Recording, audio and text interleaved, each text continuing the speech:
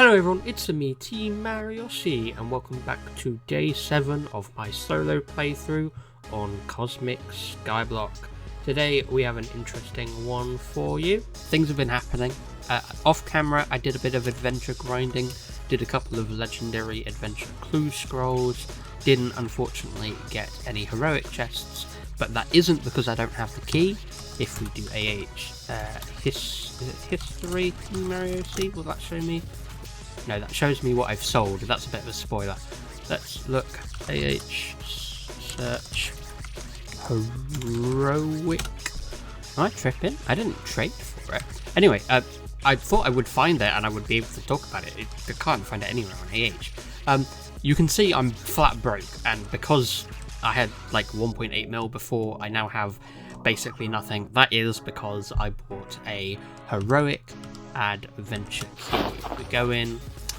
I actually don't know how you see what adventure keys you have unlocked. You can see your quest keys, but if we go into the loot, we now have access, if I were to ever get a chest, to all of this lovely stuff. However, today, well, I guess not technically today, but tomorrow is update day. However, the update kind of drops some things on the reboot the day before, or like the reboot before that day. So while it's technically day 7, the day 8 update is out in part, and the reason that's important is because if we scroll back up, you'll know why this guy just messaged me, because he low-key carried me to win a game of Skywars. He bridged to the middle like immediately, and he actually like was able to bridge quickly, and that just basically won us the game because we had good gear from the start. We got a slot, but we got one of these brand new Skywars loot bags. Now let's look at this and let's open it. Wish me luck. So this gives 3 random items as well as a bunch of bonus items. The bonus items are 150,000 XP, a random socket, a bunch of gems. That's guaranteed to get that. And then there is random catalyst, random rare candy, random randomization scroll, random recipe page, 10% black scroll, socket scroll, skill token, and then it gets to the good stuff. All of that, this is kind of mid to bad. Then you get 3 +1 max gems, random mythic gem. This is back to mid, 75% dust, weekly loot box, and the legendary most GG item, random mythic +1 gem. I haven't talked much about mythics because they are incredibly rare, and I haven't talked much about, and I only just introduced +1 max gems like in the questing video when we got +1 max skill gem, but you can actually get +1 max mythic gems, and these are the 5 OP mythic enchants. I'm not going to go into all of them right now, but the best one is here. This is the system override, and we can talk about that whenever I eventually get one, because I will want to get my hands on system override. So what we're going to do is we're going to do a little toggle. We're going to go into other, and we're going to turn on loot box animation. Okay, good. We're not going to get mythic +1, but hopefully we do get some good stuff. If I get some +1 max gems, that would be huge. Oh, that's bad. That's pretty trash, guys. That was pretty trash. 10% black scroll. Okay, slightly disappointed, but it was, kind of free carry by Embro. So we also got a slot. Yeah, by the way, not once did the mythic +1 roll. This is true. I should check the recording actually, but I don't think that's actually a thing.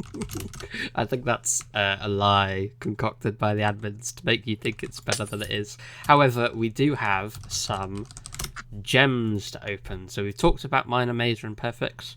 So getting all of these perfects is actually a pretty good thing. Not expecting much from the minors, which, yeah, that's why you don't, because most of the time you get nothing. Bang, open 1, open 9, Only one max enchant there. That was Paralyze 4. This is a... Not even... Okay, this is... I don't know if it's meta for PvP. It's actually kind of unrated. Paralyze can be a pain in the ass, but it's not... Certainly not the best enchant in the game. It is only a legendary one. Right, now is the big thing. Let's open our 3 perfects. Ooh, Selfish Spoils 5. Hold on. Hold on. This was... Okay, it could be better, but this is one of the good island questing enchants, and it is max level, and as we have talked about, the premium for max level enchants is massive, so I am pretty pleased to see that. I think selling all of the unopened gems probably would have been better value, but that is still most of the money, so I'm not too mad. But yeah, Selfish Spoils 5 and Paralyze 4, those are a couple gems, but the main thing is that we got a slot. Should I have sold the loot bag? Yes. Will I sell all future loot bags? Probably, but there's no guarantee I'll ever win a Skywars again, so it's a bit scuffed. But oh wait, next match an hour and 15 minutes. Maybe I can hop on for that. That'd be cool. But realms. We're back around to fishing realms. I probably need to do that. But what is the focus of this video going to be on? Well, because tomorrow's video is going to be on the new update and maybe quite a lot of adventuring, today we are going to do some busy business, some island things, and we are going to try and update our island in preparation for not just the update, but for the level cap increase. The current island level that we are approaching rapidly, island level 10, is actually the max level for this level cap. And I'm proud to say, although I am probably not going to get 99.9% of the way to level 11 like most islands, I am almost at level cap, which as a solo is not like a minor feat by any stretch of the imagination. So yeah, before we go into doing the island shenanigans though, I want to talk about the bee business. This is something I've I've been working on the background for a while. Basically, all it is I've been experimenting with the bees. For those of you that don't know, certainly since last I played, but in the past few maps, they have added and updated a new bee system. So you can have, by default, up to 4 beehives on your island, and you can put in, or you can get larvae from naturally spawned beehives, like some of the ones in here. You can see this one, and you can see another one was sneakily in, just down there, and probably some more of them dotted around my tree farm. But those guys, you can break them. You're guaranteed to get 10 honeycomb, which if we go in here, 10 empty honeycomb is used to make to fill up with pollen and make these honeycombs. These things will give you hive XP if the queen bee consumes them, which is how you level up that bee. And you see I now have quite a high level hive here. Not all of them are this level. It required 500 hive XP, which meant 500 buckwheat honeycombs, so it was quite a grind. I'm currently trying to work on getting this guy up, because this guy only needs 150 hive XP, which is obviously like a tiny amount of honeycomb basically. So yeah, and when we get to Lost Wasteland, we'll be able to start getting pollen from the Lost Wasteland crops, which are torchflower, bamboo, melons and beetroot, and that will allow us to get the wildflower honeycomb, which is obviously 5 times the hive XP, which is efficient for the honeycombs. But you can also get honeycombs from questing. If you go into the quest loot tables for abandoned ruins, you can see you've got honeycombs and bee larvae. But why do you want bees, right? So the way they get pollen is that they will spawn. We can watch this one that just spawned. Okay, he's kind of glitched in that block, but he is in there still. So he just collected pollen, but the crop that was vertically under him, which was this wheat one, you will have seen remnants of some particles. It instantly grew it. Let's see, this guy. What are you over? You're over. So this guy hasn't collected any pollen yet, so he's pathfinding around. He's now vertically over this one. Yeah, and you just saw he collects the pollen and instantly grows the crop underneath. So the reason why you want beehives is because you can boost the crop growth by, I think, quite a significant margin within a certain area. But I want to test exactly how much it boosts it by, which requires me to do some specific kinds of island work. So that is the plan, basically, is to test it. And I want to compare, right? So what I'm planning is to compare how much the bees can increase the yield from a single chunk of like crops compared to a chunk without bees. So while bees aren't really restricted to single chunks, if you place them like in a certain way where because they can obviously pass through blocks, right? But if you place them all the way over here and you collect stuff from these two chunks, and then you place the non-bees all the way over here, and you have a different setup here, like you can kind of get it so that the bees will only operate within where you want them to operate. And I want to test just how much more loot the bees are giving compared to without. And I think that will be an interesting test because it will show me not just how many more materials I get. So you see here, I've just had a little small collection chest running and picking up wheat from this chunk, but it will also give me an idea of how much more island XP I am getting out of the system, and that is obviously the name of the game for me at the moment. So yeah, that's the plan, that's the bee business, and the other nitty-gritty detail is about harvesting honeycomb. So you'll have seen I constructed this massive manual tree farm where I went along and I planted, this is a 16 by 12, so 192 trees along here, and I grew them, and then I harvested them all, and then I collected any of the beehives that spawned. And I was trying to figure out if it's actually like a decent thing to do, if it's maybe better than adventuring, because if you look on honeycomb, but definitely lava as well, have this like cash value, and this hasn't really increased in many days despite money inflation continuing to increase and slots hitting what, like 4?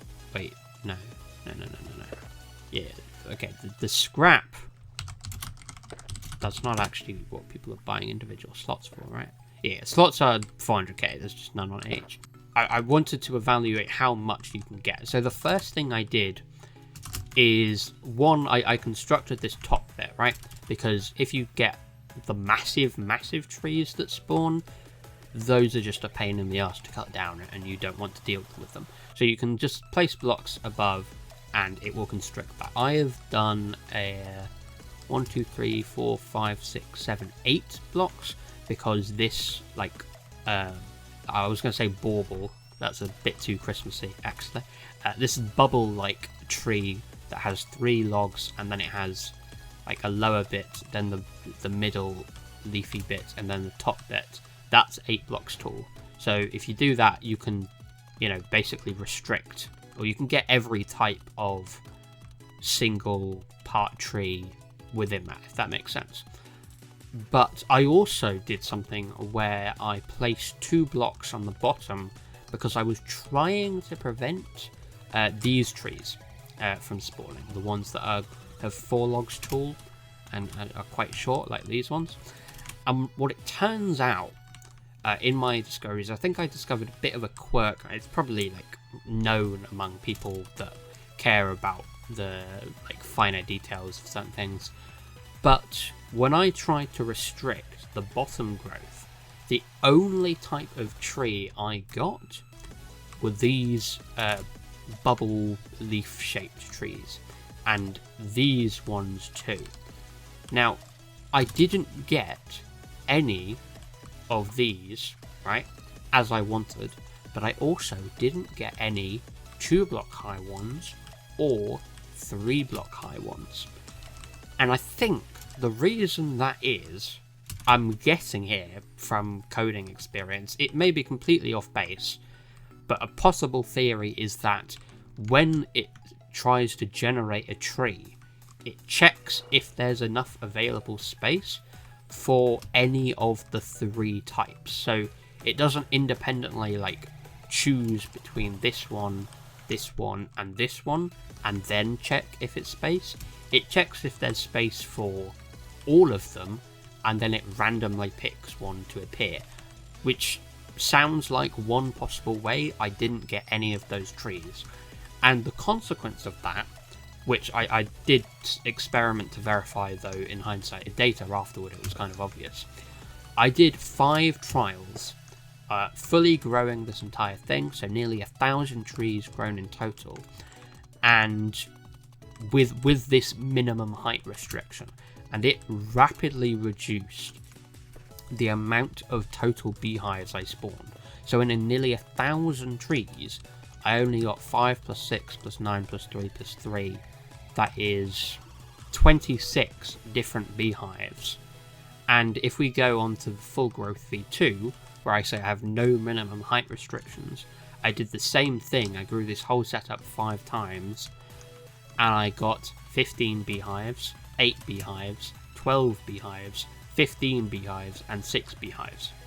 The worst one I got, the really low fluky one of 6 beehives, is the second highest on the minimum height restriction. So like, definitely do a upper, like a height maximum setup like I've done there, placing blocks over the top of the trees, but do not try and restrict the minimum height, because it's not a good time from my testing. So after that though, you'll see that I've managed to collect a number of beehives, and with this data I can also verify or at least get an experimental number for the spawn or for the obtaining rate of larva. So there is no guarantee that you will get the bee larva from a broken beehive. So I did, part of this is I also got a reasonable rate for it. So if we take the total number of beehives broken, because it obviously, as long as it's the same beehive whether I grew it in this setup or grew it in this setup. So we got 82. Let's get a couple more signs out, because this is important. So we got final results, right, of our test. Minimum height restriction is bad of 82 total beehives. 37 larvae were obtained, approximately a 45% chance. Now the margin of error here is probably quite high. I could definitely seeing this being like plus or minus 5%. It could be as high as a 50-50, or it could be as low as a 40% chance. Hard to say for sure when you only have a sample size of 82.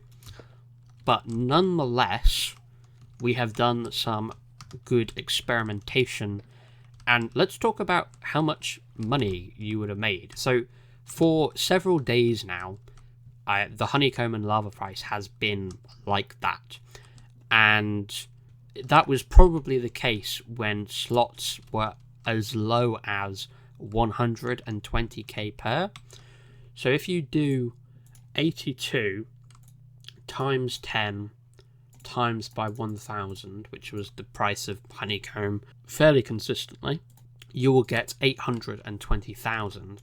And then if you do, on a slightly more pessimistic look, of 25,000 times by 37 lava, you get a total value of 1,745,000 buckaroonies, which if you divide by, again, this is an optimistic slot price of when you would have collected this all, certainly not guaranteed, that's nearly 15 slots, which is not taking into account at all the time investment it would have taken to do all of this.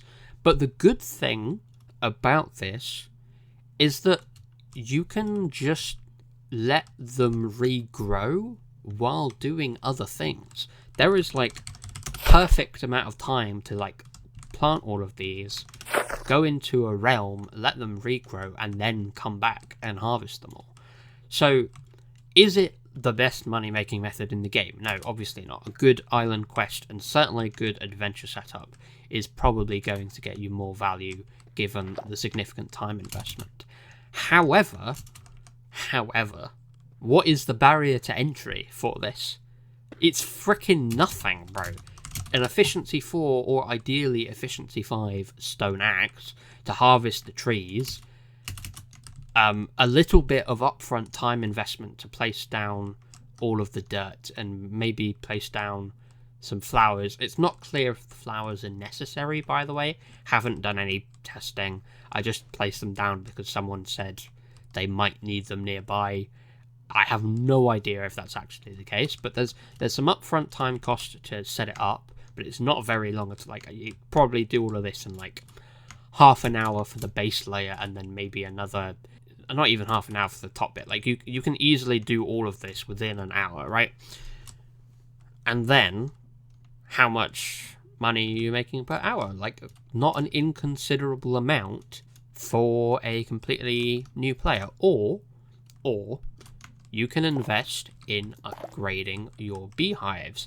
And not to mention, if you just open the lava and you say get lucky and get a high tier godly or legendary worker, you could potentially sell these for a profit because you don't need to have the best workers in order to do that.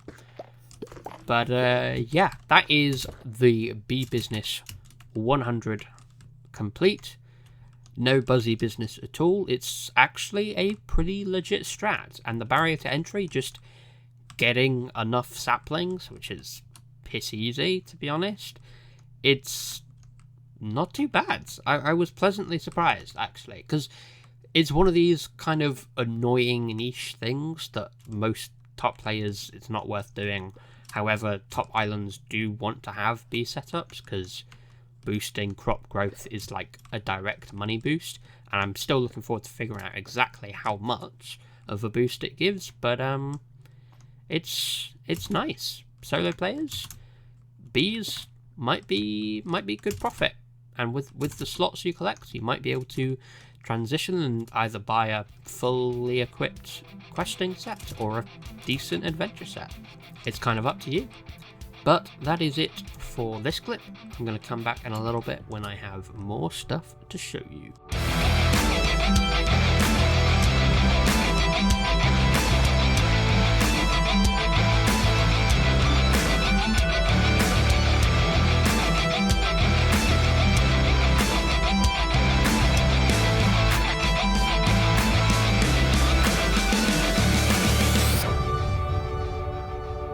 Deep in the heart of the adventure world, the chaotic caves lie as the most dangerous part of the adventure.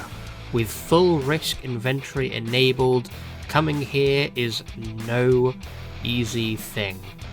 It requires preparation, allies, and an incredibly strong set of gear if you want to survive your encounter there. In order to do that, though, you will need to have mastered the rest of the adventure's mechanics. One thing I haven't covered yet is adventure clue scrolls. These are a new addition that have been added to the game since the last time I played. They are basically a quest that you have to complete while in that adventure run. You cannot take them outside of the adventure, and once you have completed it, you'll get a bunch of bonus loot chests. They are very much worth doing, especially the higher tiers, and this clip will show you my completion of one.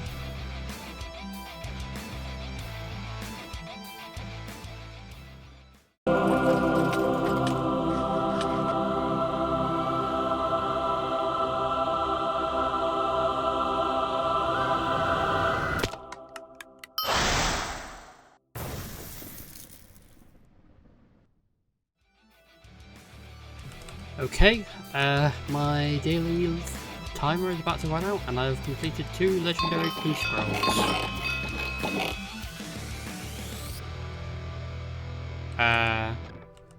That didn't feel like it stacked? Am I tripping, or was...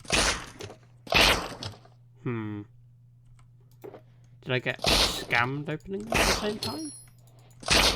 A perfect gem.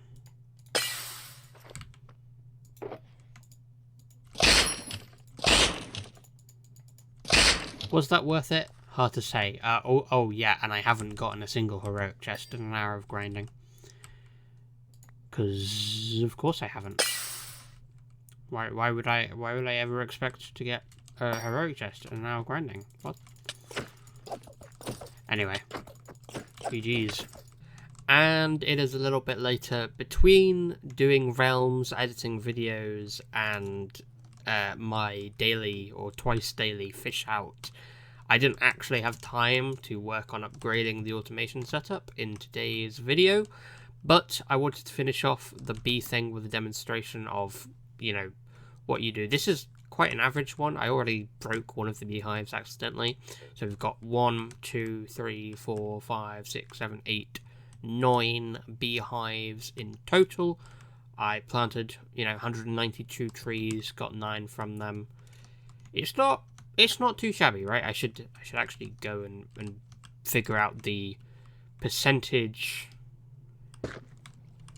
Maybe I'll write that down. I'll cover that next time. But the thing I wanted to test, which I'm not going to be able to test today, it's probably going to be in a future video, is looking into how much bees actually boost your harvesting setup.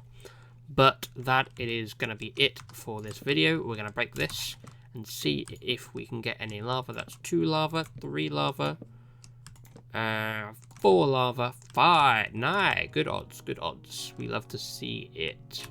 And we can come back up. Also, there's a thing. I had a hypothesis, and it is just a hypothesis that there's 4. Wait, hang on. How many do I need? 40, and I need 110. Yeah, I'm nowhere near that. Okay. I had a hypothesis that putting lava in higher tier beehives would potentially give you a greater chance of getting better workers. I have no idea if that's actually true. I'm hopeful that it is, but I haven't got enough data to say that conclusively or not. But there you go, some more honeycombs for us. We are rapidly approaching having enough buckwheat to upgrade this to our 4th level 3 hive, at which point I will probably stop using the lowest buckwheat one to upgrade, because it's quite annoying to collect all of this honeycomb. So that is it from me. Thank you for watching today's video. The next one, though, is going to be pretty hype. We have 2 days until Mythic, so I think I am going to skip the daily episode and I am going to do a double billing, because I want to just hammer out as much adventuring as possible in just a few hours from when I'm recording this, and probably shortly before I upload this. The update for this week will officially release, so update day I think I'm going to do a double billing. We're going to do a bunch of grinding, see what all the new stuff it has to offer. I think, we've already got some interesting stuff. I showed off the Skywars loot bag, which it was pretty cool that we got carried for that. But yeah, that is about it. thank you all for watching. I will see you in the next one. Goodbye.